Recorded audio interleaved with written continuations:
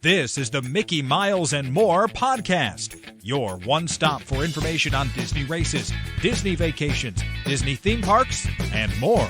Now, here are your hosts for the Mickey Miles and More podcast, Michelle Scribner-McLean, Chris Eliopoulos, and Mike Scopa.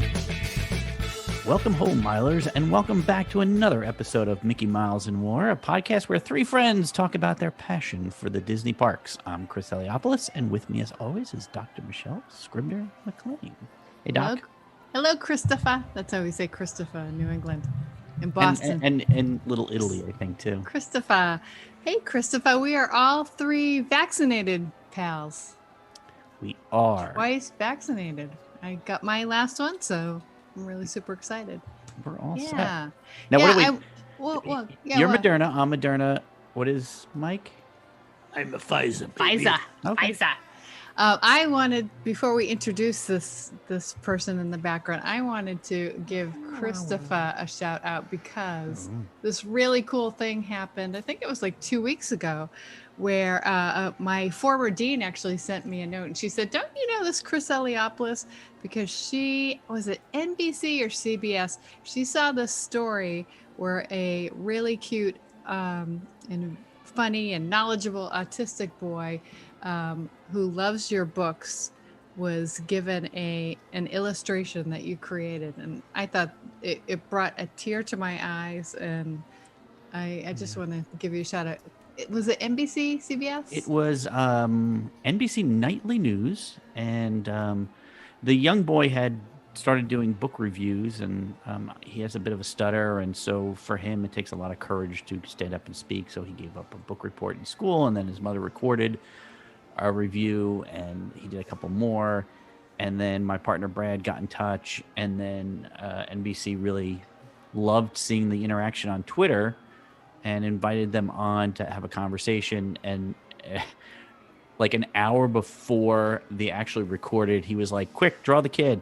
And yeah, I mean, we love your watercolors and your drawings and everything like that, but to see, if you watch that story and see how he just lit up, so I think you're awesome, and I think those illustrations in those books are just phenomenal. So you don't need me to say it. I'm not an expert, but I do work with kids, and that was a kid who was really touched, and he'll remember that. So, yeah, I mean, this is what I love doing. That's my favorite part, is to make sure that we're helping the next generation do better than we did. So speaking of generations, let's talk to the last three generations. Our good friend Mike Scopa. How's it going, old man? Hi, Chris. You know, that what Michelle just talked about reminds me of glaciers and icebergs. Why is that? Well, you know how they say that if you're looking at a glacier or an iceberg, you see what's above the water. You see maybe 1/6, I think it is, 1/6 of what it actually is. So in the same regard, we don't see all the children that you touch. We just that see sounds wrong. Don't bit. say it like that. So yeah. Impact. Yeah. So impact. So we don't know how many, so kudos to you, because, there are people out there who aren't as fortunate as that young boy, but you still touch them. So I'm saluting you for that. I appreciate it. Yeah. It's a great thing to do. Michelle has seen me go and do school visits, and, to see like 400 kids realize they can draw and that they're special just as much as anybody else, is well worth everything that I do. So, well, also considering that you are a self-proclaimed kind of shy person. To see you command a room of elementary kids, which is something I spent 4 years teaching my student teachers how to do. Yeah, it was tough. Really cool. I'll tell you, you do a good job. You really do, and I evaluate people's teaching. So. Well, that's a thing. It's like it's a learned thing. I didn't know how to do this at first, and public speaking was not. I used to tell the joke. There was a Seinfeld joke that there was a study done that, like, of people that if you were going to a funeral based on the results, most people would rather be in the casket than delivering the eulogy. They hate public speaking that much, and I was in that category where I did not want to do that, and so I learned how to do it. And the kids make it easy because they're just a joy all the time. It's so much fun, and we get to play and So, but enough of my nonsense. We're actually going to come back and talk a little bit more about the Disney parks opening up. I will give a little bit of news. I did pull the trigger and did reorder my annual pass. So that is, and so we're there. I spend every day trying to figure out if anything is changing, if the parks are opening up more. My big things are park hopping and hours. So, Mike, is there been any major updates, or is there everything pretty calm so far? So Chris, as of probably today, the park operating hours calendar right now is all filled out up until July 3rd. And for some reason, it stops there. So anyone can go on to look at that calendar and you can see the park operating hours. But, for those, and I know you're going in August, you can't see the park operating hours. There is a feeling that they will be expanding, or that they will be continuing at least to what they are now. So we don't know yet what it's going to be in most of July and August. We do know what the park operating hours are going to be in June. Who knows if they're going to change? But right now, we're at July 3rd. Yeah, so July 3rd is usually when they do the first set of, 4th of July fireworks. So what are the hours on July 3rd? Do you happen to know? I don't have them Sorry. offhand. Thanks, Michelle. But I'm thinking like that would be maybe a window into what's coming next and what might happen in July 4th. I'm thinking that most of the hours are the parks are opening up around 8:00, and I mean, don't quote me, but it's usually 8:00 till either 10 or 11. But I think it's 10 for most of June. So we'll see. Well, that would promote people who want to walk around at night. Yeah. Right. Well, are they still doing extra magic hours?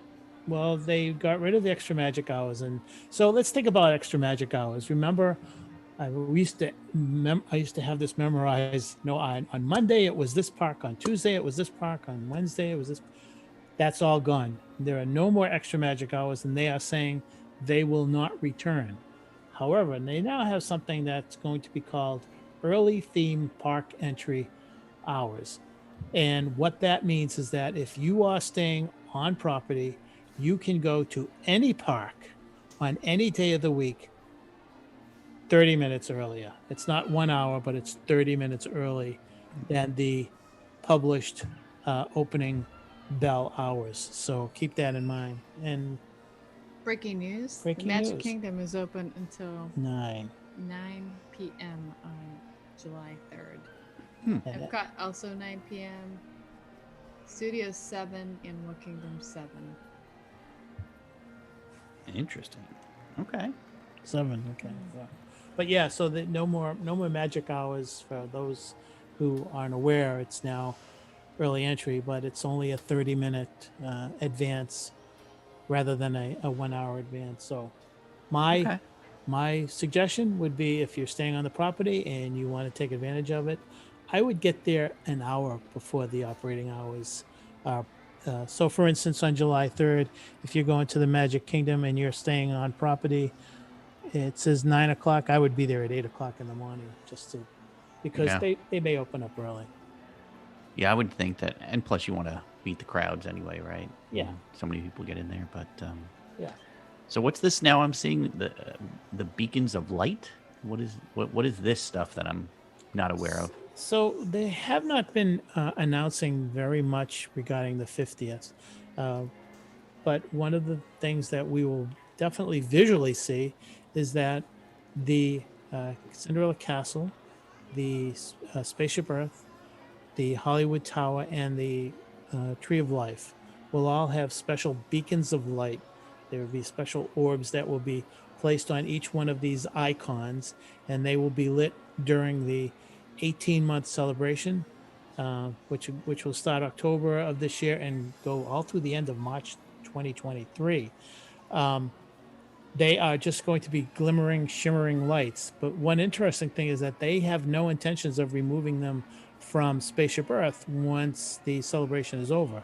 As a matter of fact, last time I checked, they had 75 of these lights already installed on Spaceship Earth. I'm not sure if that's the total number that will be on that icon, but they've done that, and they're calling that the beacons of light for the celebration, 50th celebration. So they just light up, and there's no like dancing lights or anything like that we're aware of? I think they're gonna shimmer. That's Okay. all I heard. They're gonna shimmer. Okay. Shimmer. So we'll see. Well, when you want to go in to see all of these shimmering beacons of magic, how are you getting in? Because are they getting rid of, the I was thinking with the pandemic now, we always used to have to put our fingers down. I used to hate it because I always feel like the germs and stuff like that. How are they doing facial recognition coming up now? Is that the We talked about that in the past, Chris. I'm not sure if there's going to be old school way of going in with the finger plus the magic band, or we're just going to, it's going to be facial recognition and well, of course, we're going to have this magic mobile option, which we would have our annual passes or our admission media on our smartphones or smart watches.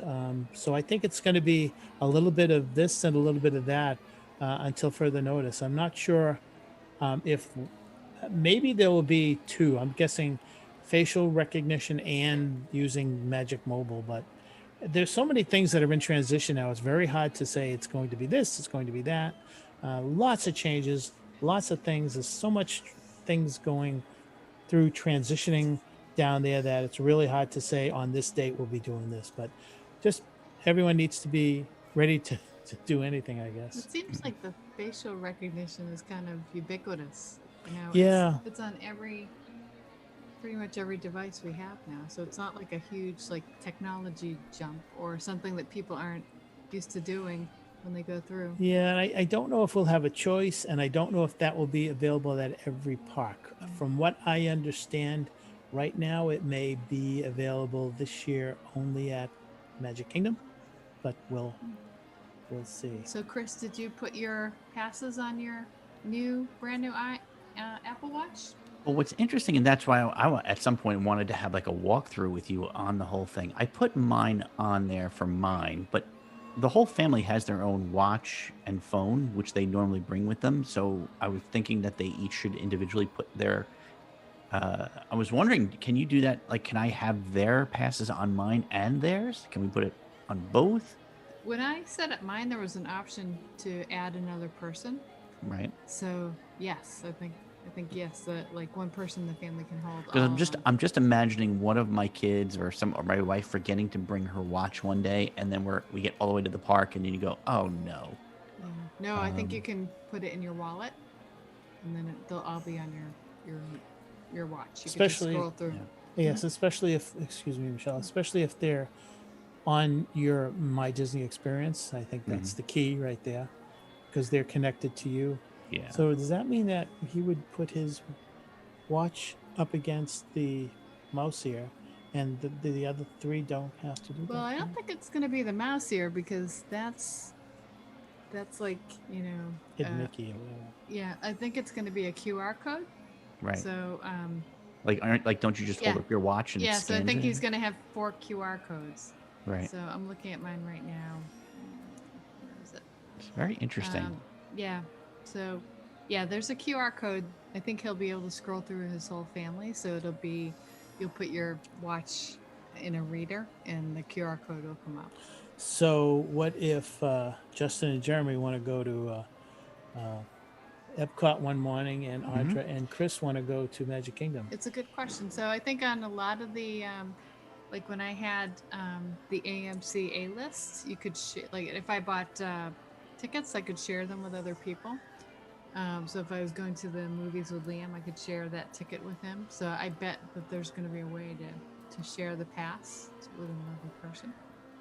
Yeah, like I was wondering, like I said, if they have it on their phones, would I still be able to have it on mine as well, just to sort of as a safety backup? But I don't see why not, right? So another question is like, so what if you want to bring another member of your family, and they just take Jeremy's watch? Right. So that's what the the biofeedback stuff has been able to prevent with the fingerprinting. Yeah, sharing of So I don't passes know. and Maybe it'll be a interesting. combination of that QR code and facial recognition. Yeah, I think we just have to do a little bit more research. And again, this is another one that's in transition, right? We're going to be Right. going to a different app at some point in the near future.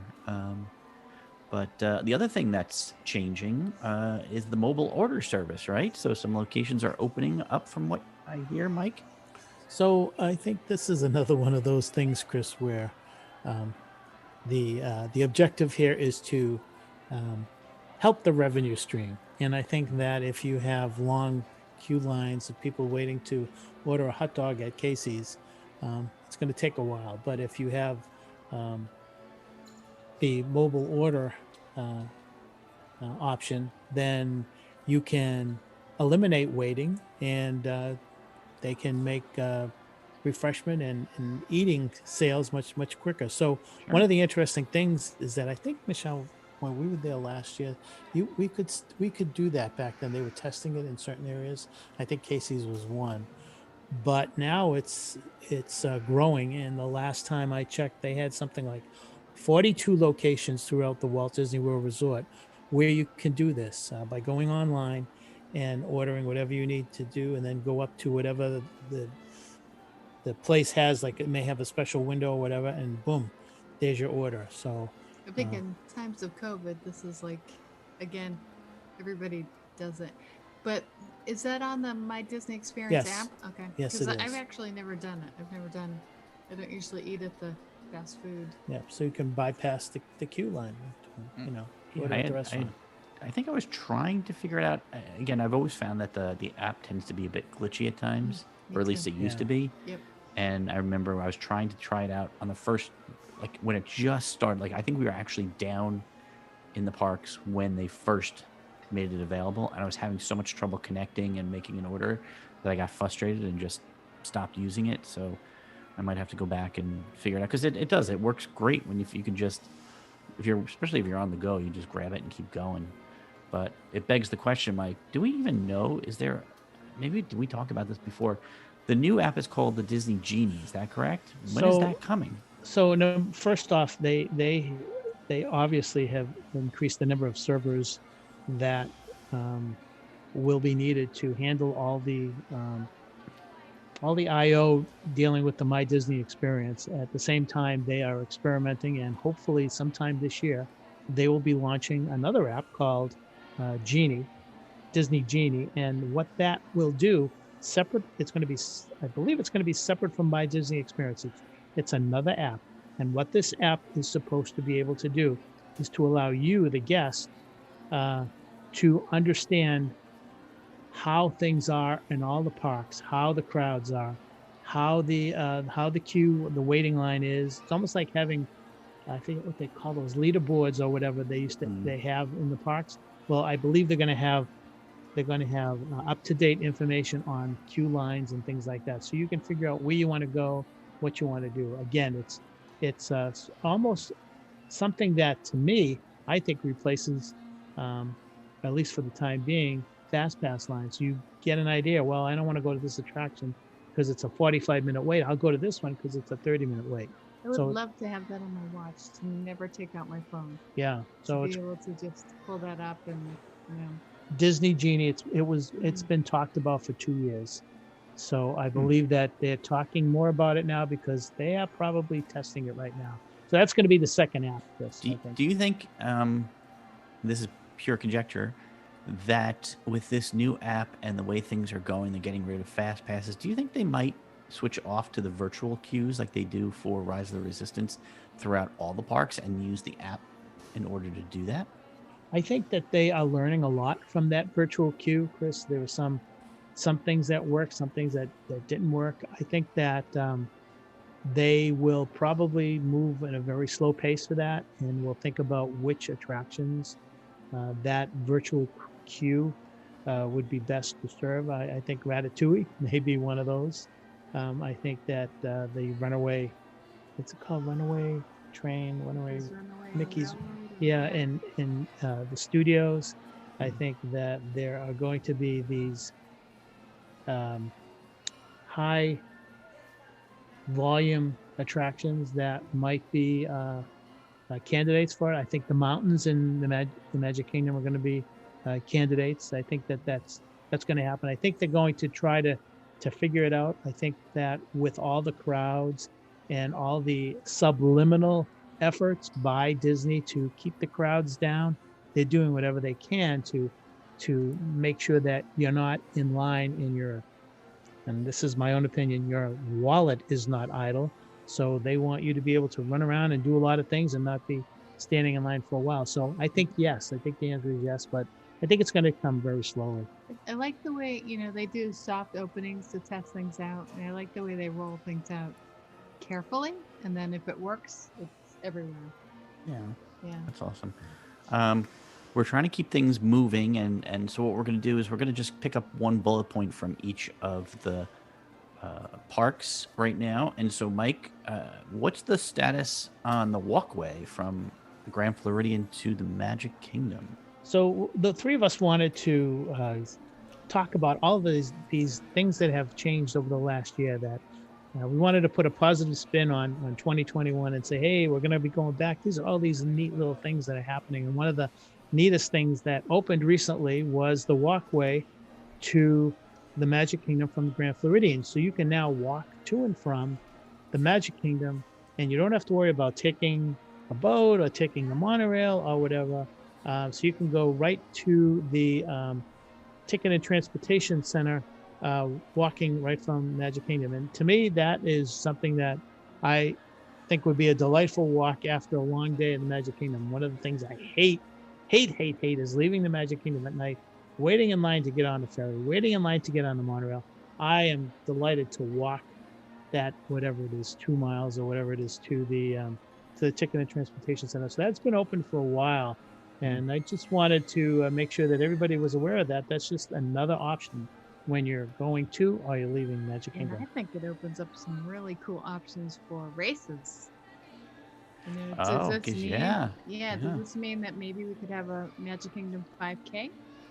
Does this mean that we could forego Cone Alley and go a loop around all the Magic Kingdom and out through the Grand Floridian? That'd be an interesting, fun change. Yeah. That's usually the least liked area is that Cone Alley where we all get jammed in there, and so it'd be nice to have, and the view would be great, It'd be awesome. I think the 5K around Epcot has been really fun. It would be really, really cool to do like a Magic Kingdom 5K where you're. Yeah, even the half marathon goes from Epcot to the Magic Kingdom and back, and it might be nice to have that pathway be part of it. So, well, when we first talked about that, Michelle, I thought no, that wouldn't work. But then I thought about how wide Cone Alley is, and Cone Alley is not that wide. No, it's horrible. So that path may be okay, and there's a certain point where you come out of. I think it's right near the. I would say you come right out near where the wedding pavilion is, and you can go back right up onto World Drive, and then you're going back. So that's a possibility, and that might be something that they really like, because that means that when you're running up Main Street and you're going around, you're going through Tomorrowland and Frontierland, once you get, well, either you're going to come out, I guess you're just going to run around the castle and come out again. I don't know. Yeah, maybe go through Frontierland. You'd usually go out near Splash Mountain, but go down near Pirates and go out. That's a possibility. Yeah. The thing I was thinking about with that is that maybe that would mean that there are no people cheering on Main Street USA because you're coming in one way and you're going out the other way. Yeah, that's a good point. That's something that we'll be looking for. But that walkway, I think, is just that's a long time coming. Awesome. Long time coming. A long time. Speaking of Epcot, so when my kids were 5 years old, as part of our plan that we got, with the hotel and the park tickets and stuff, they gave you a free legacy tile. And I was very disappointed to see that they had been removed. But Mike, you're going to tell me that there's something different than being removed. Yeah, what's interesting is that I wasn't sure about what they were going to do with those tiles and stuff. But what they have done is they've taken all those ugly things they've actually created a wall, and I believe the wall is to the far left as you're looking at the entrance to Epcot. And along that wall, and they've got all different colors and lights on there, is where everybody's tile. And I think my tile should be up there too. Who knows where it is? But so they didn't want to say to people, hey, thanks for spending money and buying a tile. We're getting rid of them. They're all there. I don't know if they still sell them. I don't know if they do. They also have the walk around the world bricks that are all over the place too. So they've moved them to the left. So for those of you listening who purchased one a long time ago, it's still there. I'm not sure how you find it, but it's going to be somewhere, fun. I believe, on the left side as you walk into. It should be fun to go and refine it, because every time we go say hello to our 5-year-old son's pictures on there. So it'll be a fun little search this time around. Let's go over to Hollywood Studios. What is there something? Are they? Because I go from the yacht club and I run up to the Disney Hollywood Studios entrance and come back. Am I going to see a new site when I go up there? Well, the last year or so, they were planning on doing something with the entrance to Hollywood Studios, and that involved also enlarging the parking lot. One of the security guards mentioned to me that they were going to move the entrance up a couple hundred feet. I don't think a couple hundred feet was going to happen, but maybe about 150 feet.